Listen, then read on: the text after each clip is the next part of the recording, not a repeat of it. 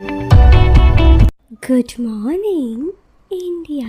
दोस्तों नमस्कार। दोस्तों, हमारे चैनल की कहानियाँ रोजाना सुनते रहने के लिए आप हमारे चैनल को सब्सक्राइब जरूर करें।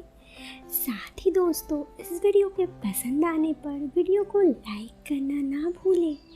चलिए दोस्तों, इस कहानी को शुरू करते हैं। और कहानी शुरू करने से पहले एक और बात मैं आपको बता देती हूँ। इस कहानी को सुनते वक्त आप चाहो तो ईयरफोन या फिर हेडफोन का उपयोग कर सकते हो। इससे ना इस कहानी की ऑडियो आपको पसंद आएगी जब आपके कानों तक पहुँचेगी। चलिए अब इस इंटरेस्टिंग सी और प्यारी सी कहानी को शुरू करते हैं। मैं विष्णु और मैं बलरामपुर में पावर हाउस के पास 2 कमरे किराए पर लिए थे। साथ में किचन और लैट्रिन बाथरूम था। और ये बात वहीं की है। यूँ तो मैं अपनी वाइफ सिमरन के साथ यहाँ रहने लगा। मैं उत्तर प्रदेश कॉरपोरेशन में बापू की नौकरी कर रहा था। इस कॉलोनी में मेरा दफ्तर पास ही पड़ता। इस वजह से मैं अपनी पत्नी सिमरन के साथ यहाँ लेकर रहने लगा। शुरू में सब अच्छा लग रहा था, पर धीरे धीरे मुझे मकान मालिक जो थे गजराज सिंह के बारे में रोज नई बातें पता चलने लगी। इस मकान में कुल 10 किराएदार थे। गजराज एक बहुत ही शराबी आदमी था। ये बात मुझे बाद में पता चली। वो सुबह 7 बजे पानी का मोटर चलाता। हम सभी किराएदार जल्दी बड़ी बाल्टियों में पानी भर लेते। बाद में अगर कोई किराएदार उससे पानी की मोटर चलाने को कहता तो वो उल्टी सीधी बकने लगता। इसके साथ ही वो शाम होते ही दरवाजे में कुर्सी लगाकर बैठ जाता और खुलेआम शराब पीता। कई किराएदारों ने इससे आपत्ति जताई। इस पर वो आज आग बबूला हो जाता और कहता, अगर ये घर पसंद नहीं है तो कहीं और जाकर कमरा ले लो। गजराज सिंह बोलते रहता। इसके साथ ही वो किराएदारों को हमेशा बुरी नज़रों से ही देखता। रात में अगर कोई किराएदारी उसके पास से निकलती तो भी वो कुछ बकता रहता। एक बार कमरे में चलो ये सब भी कह देता।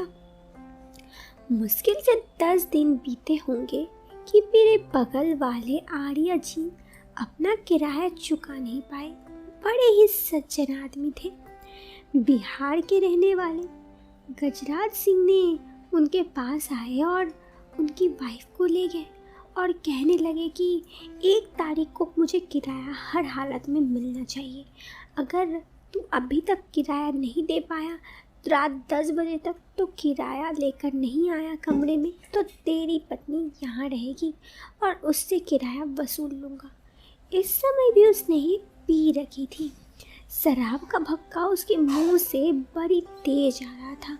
सारे किराएदार हमारे इस किराए मालिक की ये रूप देखकर दंग रह गए। जैसे तैसे आर्या जी 8,000 रुपये किराया रात 10 बजे जमा कर दिए, वरना पता नहीं क्या होता।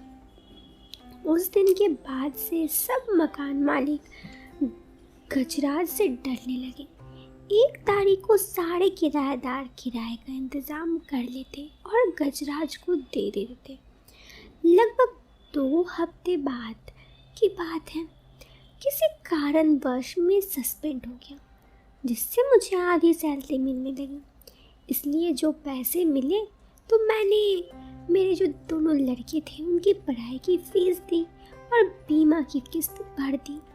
मकान मालिक गजराज के बारे में, उसके किराए के बारे में बिल्कुल भूल ही गया। जैसे ही 1 तारीख आई, मैं इस शराबी मकान मालिक सुबह 7 बजे कमरे में आकर धक्का दिया।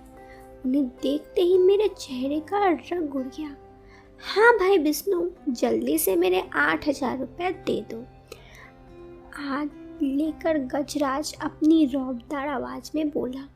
हमेशा की तरह उसके मुंह से शराब की तेज महक आ रही थी।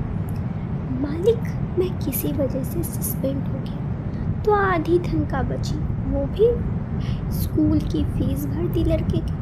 तुम्हारे किराए के पैसे मेरे पास नहीं है, मैंने कहा। मेरी बात सुनते ही वो क्रोधित हो उठा। ओ भाई विष्णु, मेरे को मेरा किराया मांगता है, कहीं से ला, गजराज बोला। मालिक, मैं आपका किराया हफ्ते भर में लौटा दूंगा, प्लीज़ मुझे 1 हफ्ते की मोहलत दे दो, मैं हाथ जोड़ते हुए बोला। तो उसने कहा, तेरे पास कल तक का वक्त है, कल शाम तक मुझे पैसे नहीं मिले तो समझ जाना, वैसे भी तुम्हारी पत्नी है और मैं किराया वसूल लूँगा। मेरा वो बोला ऐसे मुझे बहुत अजीब लगा। उधर मेरी पत्नी कमरे में थी। मेरी पत्नी कमरे में सिमरन मेरे लिए एक गिलास पानी लेकर ही आ रही थी। वो उसे गौर से देखा। उस वक्त मानो मेरा हालत ख़राब हो गया। वो वहाँ से चला गया, लेकिन डर से मेरा बुरा हाल हो गया, मेरा गला सूख गया। सिमरन मेरे लिए पानी लेकर आई, मैंने पानी पिया और रात होने पर सिमरन दोनों लड़कों को खाना खिलाकर कमरे में सुला दी और मेरे से बात करने लगी। यूँ तो मैं उसे बहुत पसंद करता था, उसे प्यार करता था, लेकिन आज मैं बड़ी ही परेशानी में था। सिमरन जान, अगर कल तक मैं किराया का इंतज़ाम नहीं कर पाया तो क्या होगा? विष्णु, तुम बिल्कुल परेशान ना हो, अगर कल शाम तक तुम पैसे का इंतज़ाम कर लोगे, तुम चिंता मत करो। सुबह होते ही मैंने अपने अधिकारी को फ़ोन किया, वही मेरे बॉस थे। मैंने उनसे 8,000 रुपये की मदद मांगी। उन्होंने तुरंत हाथ खींच ली। फिर मैंने अपने एक करके ख़ास दोस्तों को फ़ोन लगाया और मजबूरी बताई, पर सब ने कोई ना कोई परेशानी बता दी। शाम 7 बजे तक पैसे का इंतज़ाम ना हो पाया तो गजराज आ गया। हाँ भाई विष्णु, जल्दी से ले मेरे पैसे, गजराज में मकान मालिक बोला। मकान मालिक, पैसे का इंतज़ाम नहीं हो पाया, मैं गिड़गिड़ाया हाथ जोड़कर। तो तुझे पता है ना, वो मेरे कमरे पे आया, लेकिन मैंने पहले से अपनी पत्नी को उसके मायके भेज दिया था। फिर क्या था, मेरा मकान मालिक मुझ पे काफ़ी चिल्लाया, लेकिन मुझे पता था वो चिल्लाने से ज़्यादा कुछ नहीं कर सकता था। फिर करीब इसी तरह 7 दिन तक वो हर दिन मेरे कमरे पे आता, कुछ भी जो भी उसके मन आए बोल कर चला जाता। मैं चुपचाप उसका बात सुनता, क्योंकि मुझे भी पता था मैं उसके सामने कुछ बोल नहीं सकता। करीब 7 दिन बाद मैंने किसी तरह से पैसा का इंतज़ाम किया और उसे पैसा दे दिया, तब जाकर वो शांत हुआ